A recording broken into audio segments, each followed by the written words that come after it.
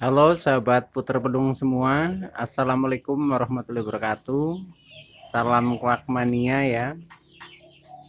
Pada kesempatan kali ini saya akan berbagi seputar ternak puter pelung ya.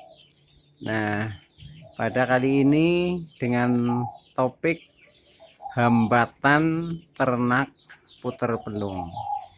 Teman-teman semua, di dalam kita berternak burung ya, khususnya puter pelung, ternyata di dalam kita mengelola breeding puter pelung atau ternak puter pelung ini juga banyak sekali hambatan ya yang harus kita hadapi,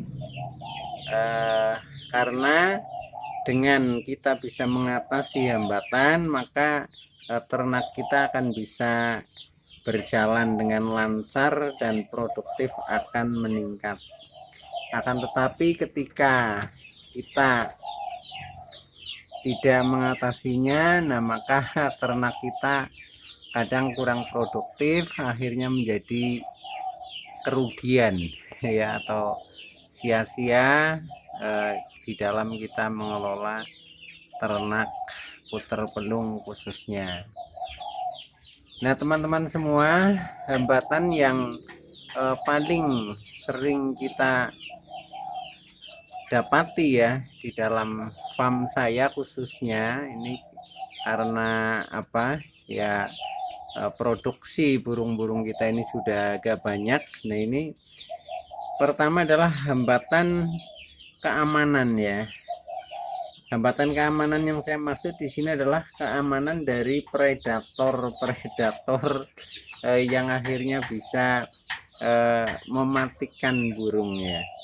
Nah ini khususnya kandang-kandang yang berada di luar rumah ya. Ini kandang yang ada di samping rumah ini buat saya.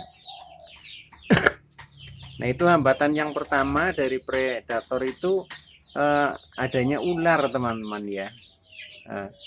Burung kita kadang tiba-tiba mati itu ya. Nah itu ternyata ini di sekitar kandang itu terutama malam ya, itu sering kedatangan ular ya. Ular jenisnya kobra yang hitam itu. Nah itu kadang ada yang bisa masuk ke dalam kandang ya, ada yang di luar kandang. Akan tetapi walaupun di luar kandang itu karena jenisnya kobra, nah itu kalau menyembur lah istilahnya ya, itu mungkin beracun. Nah itu tiba-tiba burungnya sampai mati. Nah itu. Nah, bagaimana cara mengatasi ular supaya tidak datang ke sekitar kandang burung? Nah, itu yang jadi masalah itu.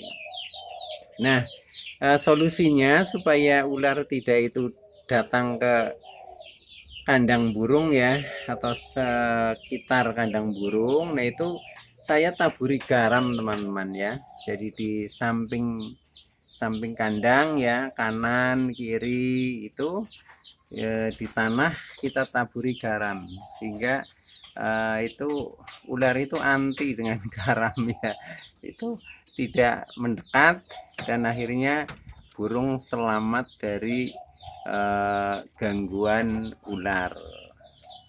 Begitu teman-teman ya, itu yang pertama. Kemudian yang kedua, selain ular ya, itu ada gangguan lagi tikus teman-teman. Nah kalau tikus ini lebih lebih ulet lagi di dalam ini apa, mengganggu burung.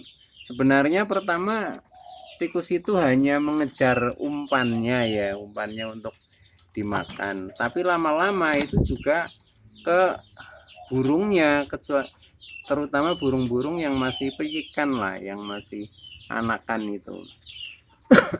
Nah itu tikus itu kalau kandangnya ini dari kayu atau dari bambu itu bahkan bisa menggerogoti ya, akhirnya tikus jadi bisa masuk gitu. Nah itu akhirnya selain pakan juga selalu habis.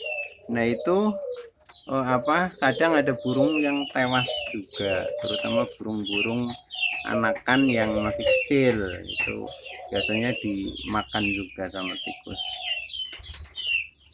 Nah, itu untuk mengatasi itu solusinya ya, begitu ada kelihatan tikus mulai berkeliaran di kandang ya, nah itu biasanya saya langsung cepat-cepat saya kasih racun tikus di dekat kandang ya, di dekat kandang. Dengan begitu maka nanti tikus akhirnya makan racun tikus, nah akhirnya tikusnya mati. Nah, dengan begitu maka dari gangguan yang kedua yaitu tikus, nah ini bisa terhindarkan. Begitu teman-teman ya. Nah, ini kandang-kandang di luar rumah itu sering saya begitukan ya teman-teman. Jadi kita siapkan selalu racun tikus. Nah, contohnya ini ya, ini ada kandang yang khusus untuk berkuku ya. Nah, ini ketika beranak ini sudah 3 kali ini selalu dimakan tikus ini. Tikus atau ular, nah saya kurang paham, cuma tahu-tahu di saat pagi itu sudah ini apa, sudah mati anakannya. Ini sedang mengeram lagi nih. Itu teman-teman, jadi termasuk hambatan bagi kita. Terus ini di kandang umbaran ya. Nah, ini umbaran puter pelung ini. Nah, ini juga ada juga ini yang kepalanya sampai botak ini ya. Ini gigitan gigitan ular atau apa ya, tikus yang besar itu. Nah, saya kurang paham, ini tiba-tiba pagi-pagi sudah terluka ini sampai keluar darah gitu. Nah, ini ternyata harus kita amankan teman-teman ya. Nah, di kandang ini sama ya hambatannya, dari gangguan ular dan gangguan tikus ini terutama yang masih pijikan ya. Ini yang pijikan nih, kasihan sekali nih lehernya ya, tuh. Ini entah karena ular atau entah karena tikus ini sampai terluka seperti ini. Nah, begitu teman-teman, jadi kita memang harus rajin ya, selain merawat juga kita harus teliti terhadap hambatan-hambatan itu. Ini memang kandang umbaran yang cukup isinya agak lumayan banyak ini ya. Jadi biasanya isi sampai 20 ya, 20 ombyokan lah istilahnya ya. Walaupun ini juga ada beberapa yang mestinya harus sudah dipisah ke kandang gantung, tapi kadang karena belum sempat, nah akhirnya masih di sini ya. Nah, kalau di kandang umbaran agak lebar seperti ini agak aman teman-teman, terutama dari bulu-bulunya ini juga akan lebih rapi begitu.